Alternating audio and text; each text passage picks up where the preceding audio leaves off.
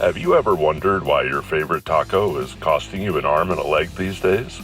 Or is your dream couch still in back order status for months now? Join us as we go behind the scenes of the global supply chain.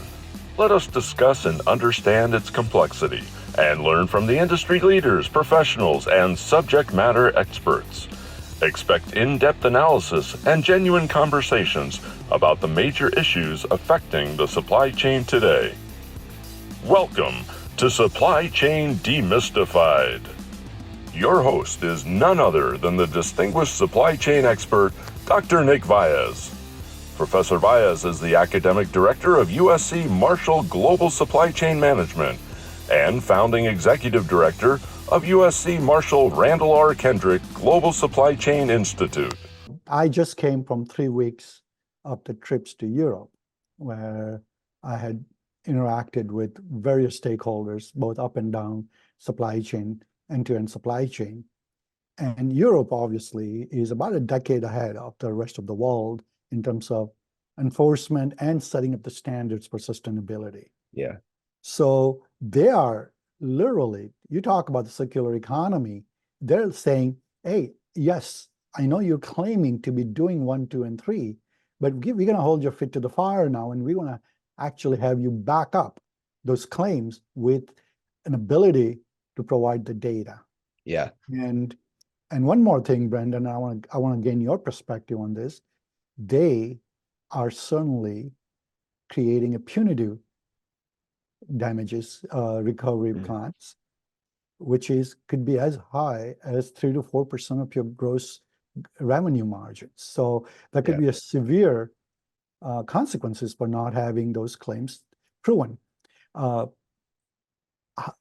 that being a context, what are your views? I mean, from the US standpoint, are we doing enough? Are there pending legislations that you could highlight that the packaging industry would have to pivot and be responsible for that? No, not not really. I don't pretend to be kind of following a lot of the kind of the legislative things that are being done. I know that there's a series of bills, and I couldn't name them offhand, but I think overall the sentiment that I have about it is that it feels disjointed. It feels not that the nation is trying to solve this problem, but that individual states are trying to draft laws. And when you have national distribution and different requirements when it comes to sustainability from state to state, that adds a layer of complexity on every stage of the packaging development. And typically complexity doesn't equal efficiencies. It doesn't equal success. It actually causes more harm than good. But I will say this, that we know that this problem is not going to be fixed overnight. We know that the requirements, that the education, that the legislation, that the even the members of the value chain taking responsibility for it, ESG standards or different things, is going to take time. And we're kind of in that kind of complex time where we're working out the solution. But I think what's encouraging for me is that the packaging supply chain, value chain, and the problems that were kind of associated with it have been hidden behind a veil for most of our lives. And I think just recently, in the last decade, I think the 5-6 years, we've seen that veil come down. There is actually tracking, reporting. There's a lot of documentaries, there's a lot of social media about highlighting these different things that negative things that are happening around the planet. And now we're seeing technology being employed to help solve those problems, to where it's going to go from this conceptual idea of like plastic packaging is bad to actually consumers having an app on their phone that is helping them recycle things, that is showing their carbon impact, that is showing the amount of waste that they're consistently producing every month. And so it's going to go from this kind of like big idea down to this like more of an individual level, and technology, AI, or whatever you want to call it, is going to help make that happen. So let's talk about that, Brandon. You mentioned you are very upbeat about the technology, and so am I. I mean, I often talk about that some of the crises that we face uh, what I call the burning platform issues, I think can be solved utilizing and harnessing the power of the technology, AI, ML, integrating the IoT. So basically it points to the traceability, Yeah.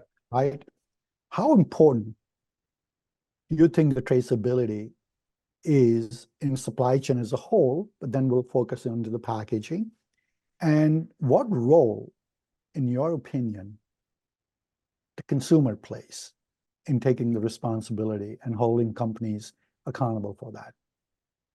Yeah, so the tracking and tracing of materials throughout its life cycle is an absolute game changer, because that actually provides the evidence, it provides the transparency, it provides the proof at the end of what is actually happening. And so, for example, the use of recycled plastic, the requirements and the legislation that are going to are only going to go up. But the question of is where, how, and when are these resins being processed? Are they socially responsible? Are they actually recycled resins, or are they just kind of made up? Like just that one piece is going to be incredibly important. And so, and there are companies right now that are providing that level of transparency and that tracking, which is really, really encouraging, because those didn't exist 5 years ago. And then I think on the waste side, there's a Netflix documentary that actually was in Europe, and we often highlight Europe as being this amazing place where sustainability, where they're ahead of the curve. But this one had actually tracked two plastic items that were supposed to be recycled, and they placed a tracker, a GPS tracker in each one. And basically it went from one country and it was sold to another country to be recycled in that country. And it basically moved around 6 or 7 European countries, and it ended up in a landfill. But every country along those lines was able to claim that it was being recycled because they had sold it to a recycler. But there wasn't any actually tracking and tracing to make sure that it was actually being processed. And so I think there's that component as well. So you have the beginning of life, you have tracking throughout it, end of life, and then the consumer. The consumer is this really important, necessary cog or chain, right? Like member of this chain, that their individual decision on the whole doesn't have a big impact. But collectively, if everyone is making an educated decision to make sure that we're recycling it in the right way and everyone's being held accountable, then change can actually happen. But if consumers feel like it's too big of a problem, or they don't care, or they're not going to make their part, and that happens almost all the time, not almost all the time, but with most items, recycling is still this thing that isn't really, celebrated or done at the individual level, especially globally. So that's going to be incredibly important. And on the technology side with that, I see tokenization being one of the easiest ways to reward consumers that do recycle, because it's not hard to imagine a system where the packaging companies, the recyclers, governments, other bodies are all kind of contributing to this incentive-based program to says, hey, consumers, like when you scan your item and you recycle it and we're able to track it through, then we'll actually give you a form of cryptocurrency that can be used or something. So anyways, I think there's a lot of really exciting things throughout it, and we could probably have a whole podcast episode on just one of those components. But that's kind of a summary of all the different things that I'm kind of taking a look at. No, absolutely, Brandon. And thanks for sharing that perspective, because I think we're going to have to change the paradigm. In fact, I would propose that we have to actually break the paradigms that we've been living in order to solve some of these complex problems. And problem is, I think the basic definition of change, that if individual, we all feel that we're just a drop in a bucket, but we take that for granted and not put that drop in a bucket will never be filled. Mm-hmm. Right? And so I think this idea about, well, my efforts are so minuscule on the scale of change that I want to drive, therefore why even bother? With that mindset, if everybody follows that, nothing will ever get done. So I think I do subscribe, and again, going back to my reflection on the fast fashion, That's what I challenge about the conscious consumption mindset. That yes, the capitalism is great, the free market for which we stand as a nation is a great ecosystem, but there's a cost to that, and how we can play the role both in terms of having the free market access, but also be responsible for the resources we consume and how it's been used and utilized, and our other side, abused. So let's move into the sort of a conversation. You touched on the ESG. This is huge. Obviously, every corporation has gone into this ESG-driven mission statements and vision and values. Right? So it's not a new term that's been coined, but however, the focus has been there. COVID was sort of an inflection point for us to see that what I call the single-minded, a single bottom line supply chain that were driven for the last 4 decades, which was cost-centric and speed-centric, to what I now call triple bottom line, where agility, resiliency, and sustainability has to be equally factored into the efficiency. Yeah. Right? I mean, so we're almost challenging the status quo of that, hey, you got to learn to chew the gum and walk at the same time. Right? That's the new DNA of the supply chain professional. And if you can't do that, then I think it's the wrong industry to be part of it. How do you see this whole paradigm shift within that framework? Yeah, I think you're absolutely correct. You know, it was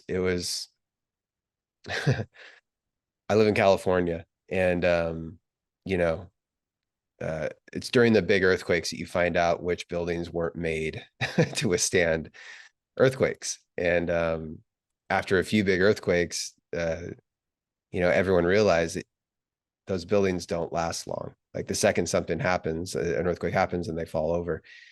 And I think for us, COVID was probably the first big earthquake that happened to the supply chain in recent times.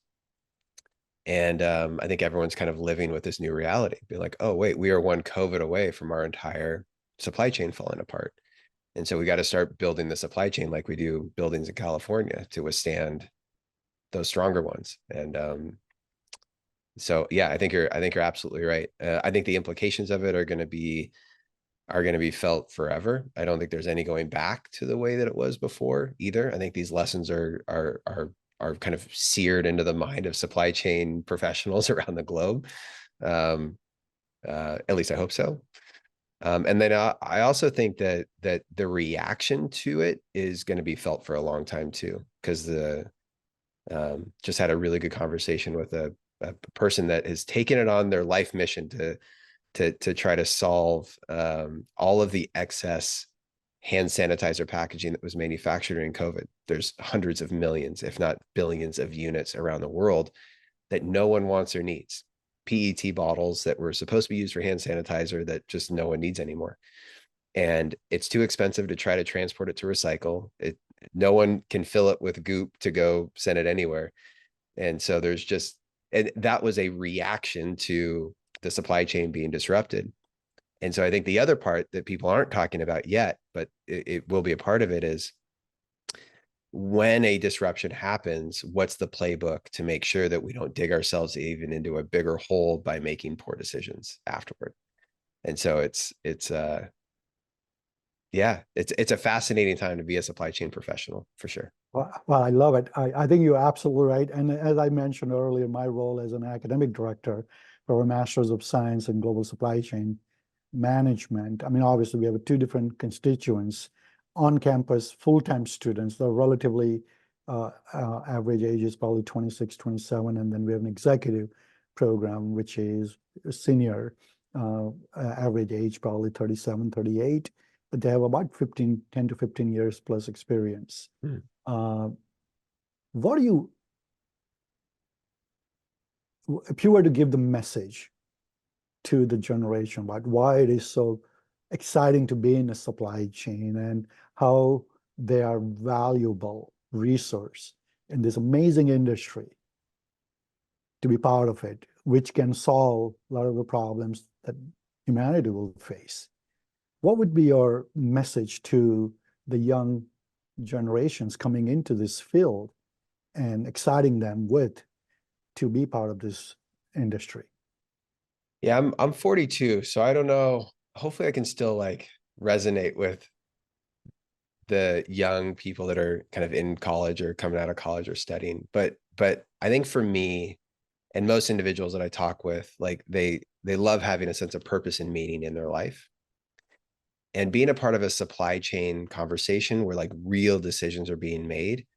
We kind of referenced it earlier. Like if it's just one individual and I'm deciding how to recycle this one PET bottle, I can feel really good when I toss it in the recycle bin, or I can feel really bad if I don't. But when you start making changes to the supply chain and the purchasing decisions of millions of units that are distributed around the world, the impact of those decisions are huge. And so I think as people in the supply chain, you can feel that the work that we're doing isn't just a drop in a bucket. We're actually contributing to a whole lot of water being dumped into it. And those ripples will be felt for a long time. So for me, it's not just shipments, it's not just numbers, it's not just um, you know, kind of the accounting side of supply chain or tracking, but it's like the real life decisions and the impact that it has on the rest of the world and the people in it, that kind of make me excited about the field. No, and you're so right, Brandon.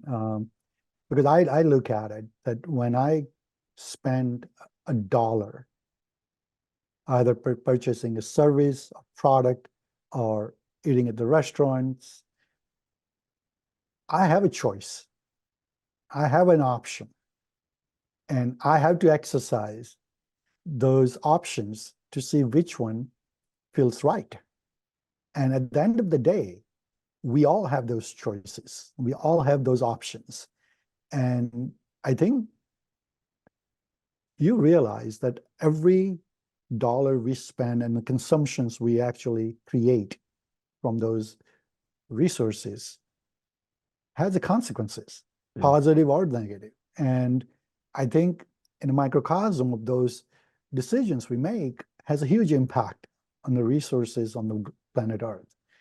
And I think it sounds more philosophical, but at the end of the day, it boils down to individual making decisions on a daily basis, because at the end of the day, that's what sums up how much water is being wasted or consumed in the survival of our species versus wastage to topsoils, to the quality of air we breathe, and the way we treat our fellow humans with the manufacturing practices of the sweatshops. And I mean, you can go on and on and on. So I think there is certainly ways to reflect on those things and make the decision that it's really prudent to be part of this world of ours, which is truly the only place we know that our species can survive. Yeah, agreed. I would say the other part too is there's there's never going to be a shortage of supply chain problems to solve. And these problems are significant and big and very, very important. And so for those that are getting in the field that are a whole lot smarter than I am, I'm really excited to see what the future holds for the different solutions, especially in the food side of things. I mean, the amount of food waste that impacts our world is significant. And I recently I was kind of reading up on mangoes and understanding of where mangoes are grown and how they're transported. And one of the big technology pieces that influenced the whole mango trade were these cost-effective sensors that tracked the temperature during transport. And so they were able to take into account the temperature in the trucks and seasonality, and then ship the different items at different times throughout the year to make sure that when they arrived in other markets that they were still edible. And so the amount of food waste that was being used dropped down. And that was just like a piece of technology along a transportation, just one part of that impact an entire industry that created, hundreds of millions of dollars in revenue and additional jobs and additional growth in a developing area. So it's just, again, there's a lot of really big problems to solve. And that excites me. And I think people that are getting into the supply chain field should be excited by that too. And Brendan, that's you and I both. I mean, that's what gets me out of the bed every morning and do what I do. Is the field of supply chain is so fascinating, and like you said, there's so many problems can be solved. I don't think, and I often talk about these things in the humanitarian healthcare supply chain, in some of the major problems of sustainability related to the supply chain. If you think about it, we don't have a resource issue. We have a supply chain issues, right? So the food being an example is 40% of the food is wasted globally because of the poor supply chain infrastructure, especially when it comes to the refrigerator and cold supply chain, right? So we can solve a lot of the global hunger, supply of vaccinations, making it into some of the resource constrained communities, right? We have a huge fatality rate because it's not we don't have enough to distribute, it's just we don't have stronger supply chain. So yes, you and I are both in love with the supply chain. Yeah, I mean, it's a great field. It's a great field. Brandon, listen, I think we can continue on this subject, but you bringing the perspective of the packaging industry and you leading really as a third generation packaging industry expert. You bringing this new perspective, new energy, new vision, and working it sort of a big end in mind and providing this thought leadership to the industry as well. Appreciated and recognized, and I am sure you're going to blaze the trail and continue to do some impactful things. And I am so happy that you took time to share your thoughts with me. Thank you once again, and I look forward to staying in touch. Thank you so much for having me. Take care. We hope you enjoyed another exciting episode of Supply Chain Demystified. Stay tuned for the next demystifying discussion on the supply chain. Visit uscsupplychain.com to stay up to date on all things supply chain.